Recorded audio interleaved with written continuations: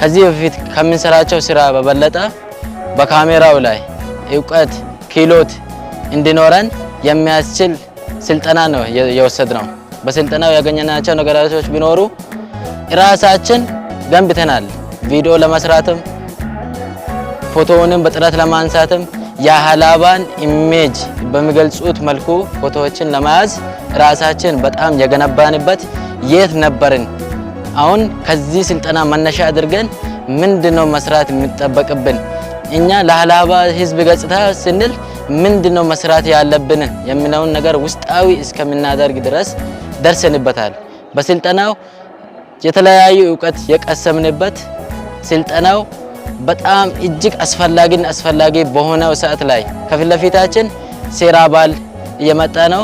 በህዝብ ተሳትፎ ደግሞ እየተገነባ ያለው ኢንተርናሽናል ስታዲየም የመጀመሪያው ምዕራፍ ተጠናቆ ለምረቃ እየደረሰ ያለበት ደረጃም ስላለ እንደዚህ አይነት ነገር ህዝባችን የለፈውን እኛ ደግሞ በታሪክ ደረጃ የሚቀመጡ ፋይሎችን ፎቶዎችን አንስተን ለማስቀመጥ የሚያስችል ራሳችን የገነባንበት ስልጠና ነበርና ይህን ስልጠና ያዘጋጁትን አካላት አሰልጣኛችንንም ከልብ አድርጌ ሊያመሰግን እወዳለሁ። አመሰግናለሁ።